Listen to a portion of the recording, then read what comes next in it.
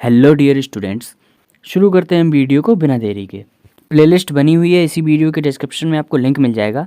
Question है आपके सामने रॉन्ग नंबर सीरीज़ का।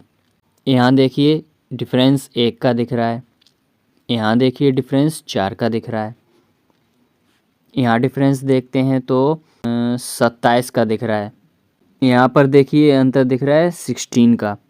अगला देखिए कितना अंतर दिख रहा है, 3, 2, 1, 123। कोई पैटर्न यहाँ पर आपको समझ में आया? देखिए आ रहा होगा। ये 1 की क्यूब है अगर तो ये 2 का स्क्वायर है, ये 3 की क्यूब है अगर तो ये 4 का स्क्वायर है। इसका मतलब है अगला 5 की क्यूब यानी 125 होना चाहिए था। अगर ये 123 गलत है तो ये 161 की वजह से गलत है, क्योंकि अगर 284 होता तो ये फिर 16 भी नहीं आता। इसका मतलब यहाँ पर रॉन्ग टर्म क्या है? डब्ल्यू टी मतलब रॉन्ग टर्म, ये है 161। 161 नहीं होना चाहिए था। आगे बढ़ते हैं। मिसिंग नंबर सीरीज़ है, देखिए क्या कैसे होगा ये। यहाँ अंतर है 1 का, आगे अंतर है 8 का, फिर आगे कितने का अंतर है? 7 और 2, 27 का। आगे कितने का अंतर दिख रहा है आपको? आगे अंतर दिख रहा है 4, 64 का। यहाँ से क्या चीज़ आपको दिखी? ये 1 की क्यूब है, ये 2 की क्यूब है, ये 3 की क्यूब है, ये 4 की क्यूब है, आगे 5 की क्यूब, यानी कि आगे आएगा तो 125। लेकिन यहाँ बात गौर करने वाली ये है, पहले माइनस हुआ है, फिर प्लस हुआ है, फिर माइनस हुआ है, फिर प्लस हुआ है, अब माइनस होगा, यानी कि 125 में 125 माइनस होगा, तो ये क्वेश्चन मार्क है, इसकी जगह आएगा 0। इसमें देखिए क्या बोला गया है, ये तो सिंपल है, इस देखते ही कर लेनी चाहिए आपको 5 सेकंड के अंदर। देखिए multiply 2 multiply 2 multiply 2, next multiply 2, तो 56 दूनी 112 होता है, 1120 आएगा। अगर इसका हम डबल करते हैं तो 2240 मिलना चाहिए, जो कि मिल रहा है, यानी सही है। आंसर आएगा 1120। क्वेश्चन है आपके सामने क्वाड्रेटिक इक्वेशन का। सबसे पहले साइन आपको पता होने चाहिए, माइनस प्लस है तो ये प्लस प्लस बनेंगे, बाई में प्लस माइनस है तो ये माइनस प्लस बनेगा। 124 के फैक्टर करते हैं। सबसे पहले 124 कैसे लिखेंगे? सबसे पहले 4 कॉमन लेते हैं हम, तो ये 31 आएगा। अब 31 आप जानते हैं ये होता है प्राइम नंबर, किसी से कटेगा तो है नहीं, यानी डायरेक्ट फैक्टर बने 31 और 4, 31 और 4। बाई के फैक्टर निकालते हैं 130। 130 के फैक्टर करने हैं, घटाने पर हमें 21 चाहिए, तो इसको हम लिखेंगे 13 और 5 गुणा 2 यानी 10। अब देखिए 26 में 5 माइनस करेंगे तो हमें 21 मिलेगा। 26 और 5 इसके फैक्टर बनेंगे। कंपेयर करते हैं तो 31 जो है प्लस का है, वो बाई के दोनों से बड़ा है। 4x का जो है वो बाई के 5 से छोटा है, यानी एक बार ग्रेटर है एक बार लेस है। आंसर इसका बनेगा CND। आगे बढ़ते हैं। देखिए इसमें 256 को हम क्या लिख सकते हैं? 16 इंटू 16 लिख सकते हैं। 16 का मतलब क्या होता है? 2 की पावर 4, और ये 2 की पावर 4, तो कुल मिलाकर कितना हो गया? 2 की पावर 8। ध्यान रखना है मल्टीप्लाई में हमेशा पावर ऐड होती हैं। तो हमें एक चीज़ मिल गई, 256 की जगह हमें लिखना है 2 की पावर 8। ये है 2 की पावर -5, तो हम उसको माइनस कर देंगे, क्योंकि बेस 2 और 2 दोनों बराबर हैं। Multiply by x equals to 25 से ये जाएगा 2 बार, ये आएगा 4 इंटू 75। ये आ गया 2 की घात 3। 2 की घात 3 कितना होता है? 8। तो ये हो गया 8x इक्वल्स टू 4 इंटू 75। 4 से ये 2 बार कैंसिल हो गया। x कितना आएगा? 75/2, 37.5। ये x की वैल्यू आएगी 37.5। Next question, 450% of x। कैसे करेंगे इसको? देखिए वैसे तो इसको 450/100 लिखेंगे, x लिखेंगे, डिवाइड बाई 190 है, प्लस में 350/100 है, मल्टीप्लाई में 200/70 है, बराबर में 20 है। अगर इसको एक्सपेंड करेंगे तो इस तरीके से लिखेंगे। हालांकि ऐसा आपको बिल्कुल नहीं करना है एग्ज़ाम में।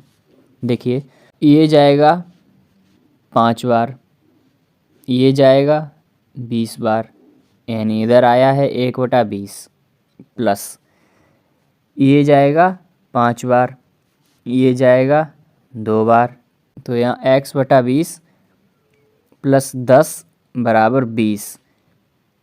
x/20 बराबर कितना आया, 10 इधर जाके माइनस हुआ 10, तो x बराबर आएगा ये 200। नेक्स्ट क्वेश्चन पे चलते हैं। अब मैं अगर इसको अपने तरीके से करूँगा तो ये दिक्कत हो जाएगी। देखिए, मैं तो ऐसे करूँगा, 25 चौका 100 है, यानी इसकी वैल्यू 1 है। आपको भी ऐसे ही करना है, लेकिन यहाँ पूरे सीक्वेंस में मेथड से करूँगा।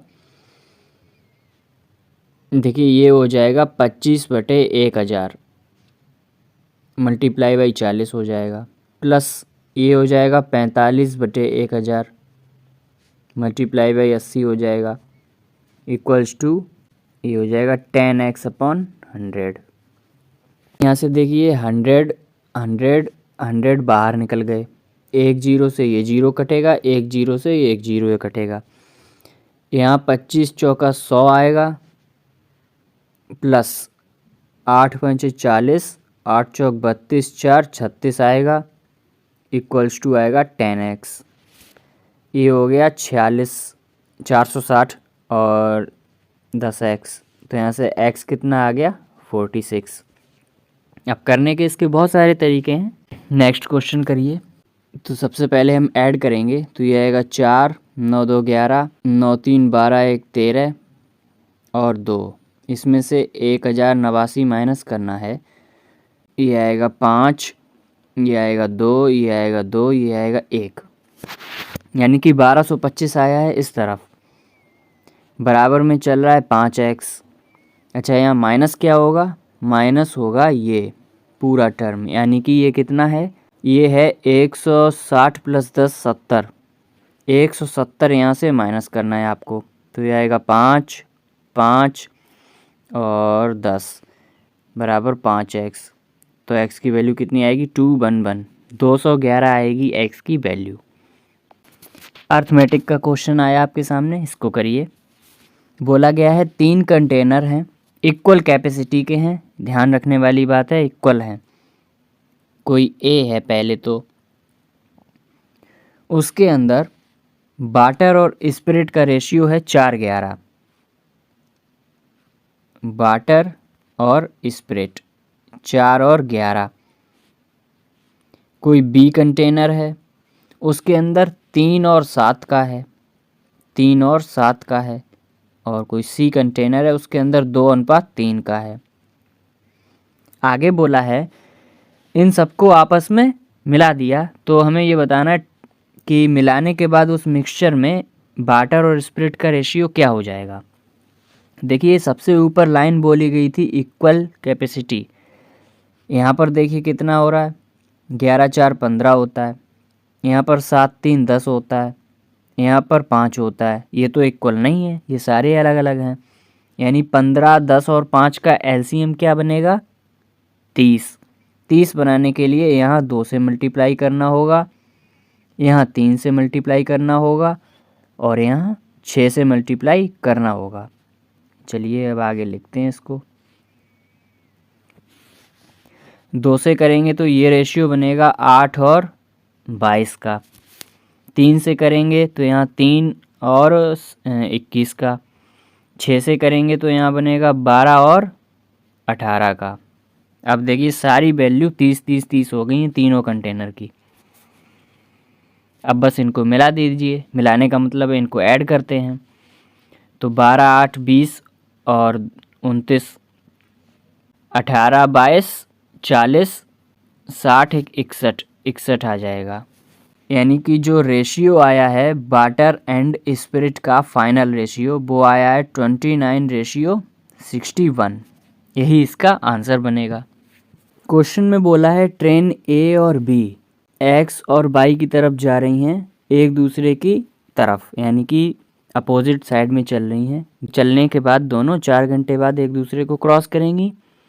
ए ने एक्स वाई दूरी है जो टोटल वो 10 घंटे में पूरी कर ली, तो बतानी है बी ने कितना टाइम लिया है एक्स वाई की दूरी पूरी करने में।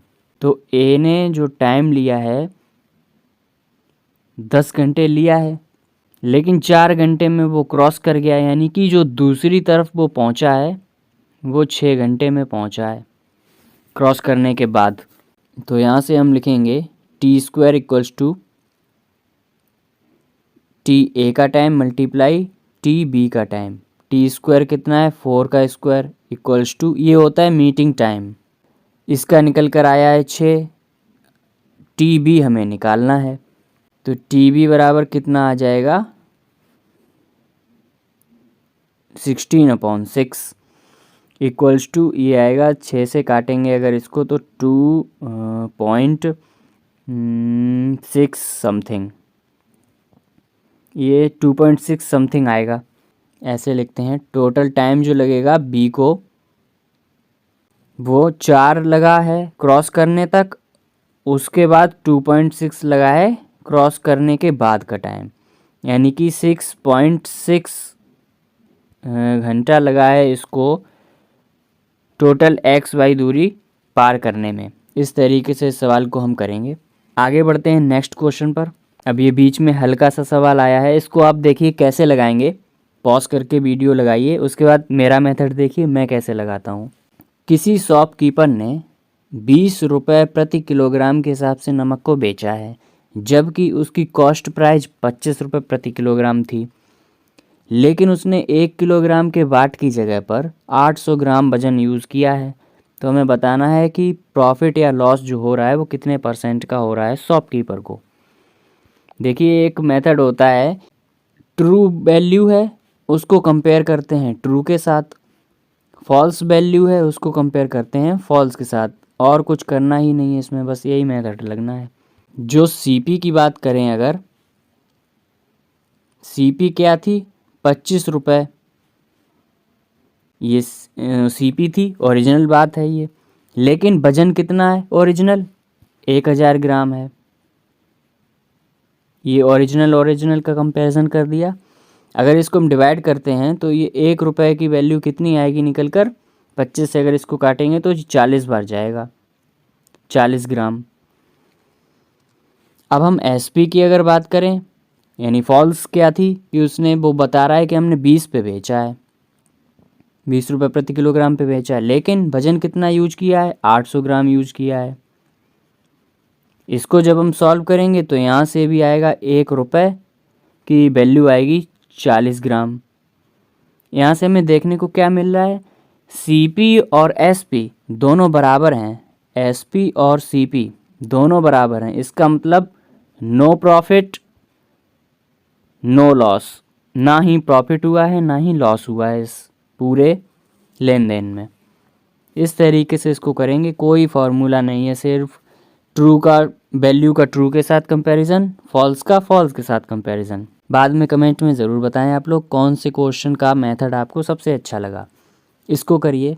इसमें बोला गया है कि प्रेजेंट टाइम में माता की उम्र अपने बेटे से 4 गुनी है।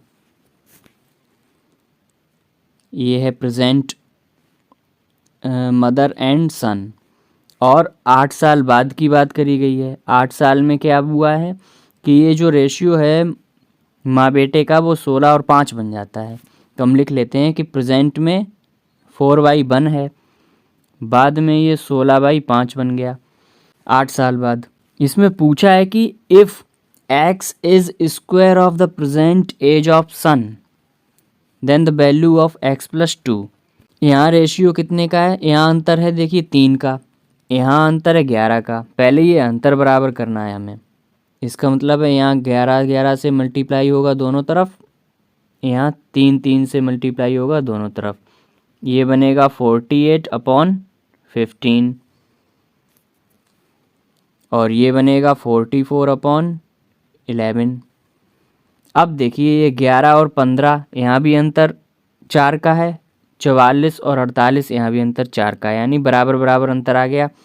तो इसका मतलब 4 जो यूनिट है उसका अंतर आया है 8 साल। ये 8 साल में ही तो अंतर हुआ है, ये 8 साल में ही अंतर हुआ है। इसका मतलब है जो 1 यूनिट है उसकी वैल्यू आएगी 2 साल। अगर 1 यूनिट 2 साल के बराबर है तो प्रेजेंट में सन की पूछी है, तो सन कितना हो जाएगा प्रेजेंट में? 11 दूनी 22 साल, 22 साल का हो जाएगा। आंसर ये नहीं है, यानी कि 22 का स्क्वायर होता है 484। ये वैल्यू x की आई है जो उसने कहा है क्वेश्चन में। x is the square of the present age of son. Present age 22 है, उसका स्क्वायर x है यानी 484 है। उसमें 2 और जोड़ देना है, इसमें 2 और जोड़ देना है, यानी कि आंसर आएगा 486। ये आंसर आएगा। तो बताइए ये क्वेश्चन कैसा लगा आपको? आसान क्वेश्चन को बस सिर्फ एक ये लास्ट लाइन से घुमा दिया गया। नेक्स्ट क्वेश्चन पर चलते हैं। ये बहुत इंपॉर्टेंट, आज की क्लास का सबसे इम्पॉर्टेंट क्वेश्चन है ये। आप लोग लगाइए पॉज करके, उसके बाद सॉल्यूशन देखिए कि इसको कैसे लगाएंगे। इसमें बोला गया है जो CI है तीसरी साल का केवल, और CI है जो दूसरी साल का, X अमाउंट पर R% पर एनम की दर से दिया गया है। उनका रेशियो है तीसरी साल और दूसरी साल का 11/10। 11/10 है उनका रेशियो रेट का। X + 1500 रुपये पर 2 साल में CI मिल रहा है 1890, इसी रेट पर R% पर ही। तो हमें X की वैल्यू चाहिए। उम्मीद करता हूँ सवाल समझ में आया होगा। देखिए क्या बोला है सवाल ने। सेकेंड ईयर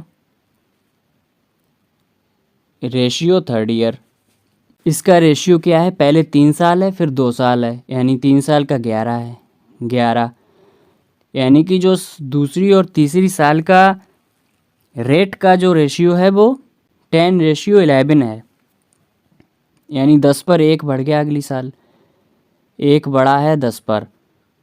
इसका मतलब रेट क्या निकल कर आ रही है? रेट आ रही है निकल कर 10%। इतनी आसानी से रेट, अब देखिए मैंने निकाल लिया, इसको यहाँ पर लिख लेते हैं। रेट आ गई हमारी 10%। आगे बोला गया है X + 1500 रुपये पर इसी रेट पर 2 साल के लिए लगाया गया है। तो 10 का सक्सेसिव क्या होता है निकालना आता होगा, इस तरीके से हम निकालते हैं। ऐसे करके अगर हम निकालेंगे तो ये आएगा 21%। तो 2 साल का सक्सेसिव 10 का बनेगा 21%। याद कर लीजिए ये सब। तो इसका हमें 21% चाहिए। ये दिया कितना है? ये 1890 रुपये दिया है हमें पहले से ही, 1890 रुपये दिया है। इसको सॉल्व कर लेते हैं। 21 से ये जाएगा 9 टाइम्स, तो X + 1500, इसकी वैल्यू आएगी 9000। यहाँ से X की वैल्यू कितनी आएगी? 7500। X की वैल्यू यहाँ से सीधी सीधी निकल आई। अब मुझे नहीं पता आपने कैसे लगाया होगा, तो बताइए कमेंट में कैसा लगा ये मेथड। नेक्स्ट क्वेश्चन आपके सामने है, ये भी बहुत अच्छा सवाल है।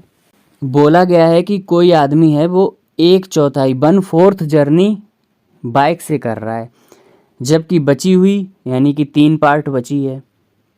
ये 3 पार्ट जर्नी वो कर रहा है कार और टैक्सी से, लिखा हुआ है। रेशियो है 3:2, 3:2 से कर रहा है। बोला गया है कंप्लीट जो जर्नी कर रहा है वो, उसमें टोटल उसे 4 घंटे का टाइम लग रहा है टोटल जर्नी में। और ये भी कहा गया कि कार से जो दूरी चली है वो 18 किलोमीटर है, यानी कि 3 रेशियो की वैल्यू हमसे 18 कही है। 3 की 18 यानी 1 की 6 है, तो 2 की हो जाएगी 12। ये टोटल कितनी आ गई कार और टैक्सी से? ये आ चुकी है 30 किलोमीटर। 30 किलोमीटर चला है कार प्लस टैक्सी से। पूछा गया है एवरेज स्पीड क्या है पूरी जर्नी का। तो देखिए यहाँ पर 30 निकल कर आया है कार और टैक्सी। अगर 3 पार्ट की वैल्यू 30 आई है तो एक पार्ट की वैल्यू कितनी आएगी? 10 किलोमीटर, यानी कि जो 1/4 था 1/4 था, यानी 1 किससे चला था? बाइक से, यानी कि जो बाइक से चला है वो 10 किलोमीटर चला है। अब हमें पता है एवरेज स्पीड फार्मूला क्या होता है? Total distance upon total time. Total distance कितनी हुई? 10 किलोमीटर बाइक, 30 किलोमीटर कार और टैक्सी, यानी कि टोटल 40 किलोमीटर चला है। टोटल टाइम कितना ले रहा था जर्नी में, 4 घंटे ले रहा था, यानी कि 10 किलोमीटर पर घंटा ये एवरेज स्पीड आएगी इस पूरे ट्रैवलिंग में। लास्ट क्वेश्चन है आज का। इसमें देखिए क्या बोला गया है, 1 किलोग्राम कोई मेटल है जिसमें 25% जिंक है, बचा हुआ कॉपर है, ठीक है। इसको हम मिक्स करते हैं, 5 किलोग्राम का कोई मेटल है जिसके अंदर 40% जिंक है, बचा हुआ कोई अदर मेटल है पी। तो इसको देखिए हम लिखते हैं कैसे, कॉपर, जिंक और मेटल पी। पहले बात करते हैं हम 1000 ग्राम की। 1000 ग्राम यानी 1 किलोग्राम में, इसमें क्या बोला गया है, जिंक 25% है यानी कि 250 ग्राम जिंक है, बचा हुआ 750 ग्राम क्या होगा, कॉपर होगा। इसके अंदर पी मेटल है ही नहीं। नेक्स्ट 5 किलोग्राम की बात की गई है, यानी कि 5000 ग्राम की बात की गई है। इसके अंदर क्या बोला गया है, 40% जिंक है, यानी कि 5000 का 40% निकालेंगे तो ये आएगा 2000। इसमें 2000 जिंक है। इसके अंदर कॉपर नहीं है, कोई पी एलिमेंट है, यानी इसमें कॉपर 0 है। बचा हुआ 3000 वो पी है। इन सबको ऐड करते हैं क्योंकि फाइनल हमसे पूछा है, तो ये आएगा 750 रेशियो 2250 रेशियो 3000। इसको जब हम कट करेंगे 25 से इसको कट करते हैं, ये जाएगा 3, ये जाएगा 9 और ये जाएगा 12, यानी कि 1:3:4 ये रेशियो निकल कर आएगा फाइनल। किसके अंदर, अब जो भी सीक्वेंस दिया है उसमें लगा सकते हैं आप, zinc copper metal, zinc copper और मेटल पी। तो जिंक कितना आया हमारे हिसाब से 3, कॉपर कितना आया हमारे हिसाब से 1 और पी मेटल कितना आया 4। ये रेशियो निकल कर आएगा। इस तरीके से इसको हम करेंगे। इसी तरीके से वीडियो आती रहेंगी, आप लोग चैनल के साथ ज़रूर बने रहें। ध्यान रखें अपना, पढ़ाई करते रहें, प्लेलिस्ट ज़रूर देख लें। बाय।